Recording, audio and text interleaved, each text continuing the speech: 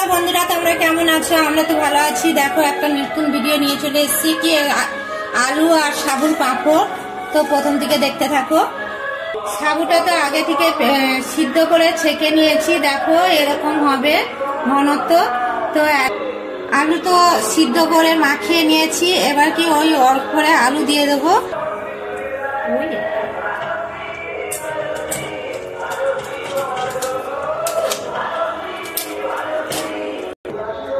দেখো বন্ধুরা, এরকমই কি ঘনত্ব হবে, উনানে বুঝ করে এরকম পাক দিয়ে নিয়েছি। এবারে কি ছেঁকে নেবো। দেখো বন্ধুরা, এরকমই ঘনত্ব করে নিয়েছি। এবার দেখো বন্ধুরা, ছেঁকে নিয়েছি। কি ছাকার পর দেখো এরকম গোটা গোটা বেরিয়েছে। গোটা গোটা দেওয়া যাবে না, ওর জন্য এগুলো বাদ দিয়ে দিলাম। সাদা জিরে দিয়ে দিলাম, লঙ্কাটা কেটে রেখেছিলাম, লঙ্কাটা দিয়ে দিলাম, বিট লবণ দিয়ে দিলাম, লবণ দিলাম। হ্যাঁ, এবার সমস্ত কিছু দিয়ে কি মাখিয়ে নিলাম।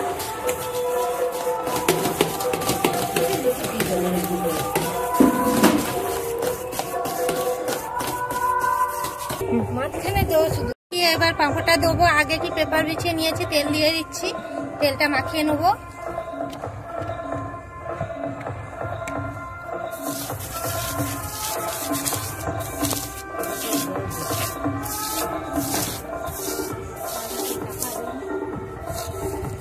দেখো আমি দিয়ে দিচ্ছি এবার।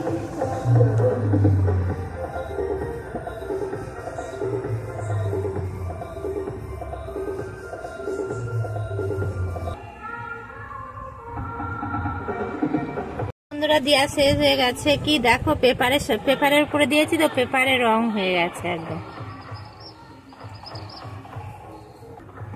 এবার কি দুদিন পরে কি ভেজে দেখাবো, কি দুদিন শুকনো হতে লাগবে। বন্ধুরা দেখো, উপরে তো খুব রোদ, ওর জন্য কি তুলে নিয়ে চলে এসেছি। দেখো কত সুন্দর হয়েছে। দেখো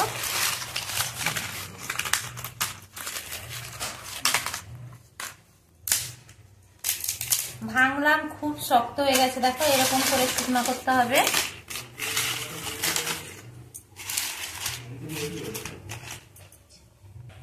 এবার ভেজে দেখাবো।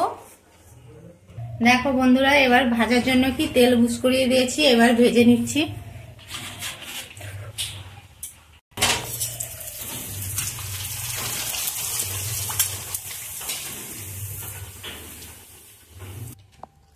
দেখো বন্ধুরা, ভেজে নিয়ে চলে এসেছি, কত সুন্দর হয়েছে। দেখো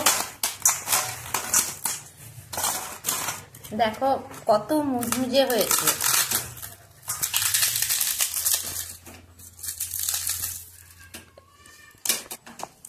খেতেও তো খুব সুন্দর টেস্টি হয়েছে। তোমরা বাড়িতে বানিয়ে খেয়ে দেখো কেমন লাগে। ভিডিওটা এই পর্যন্ত।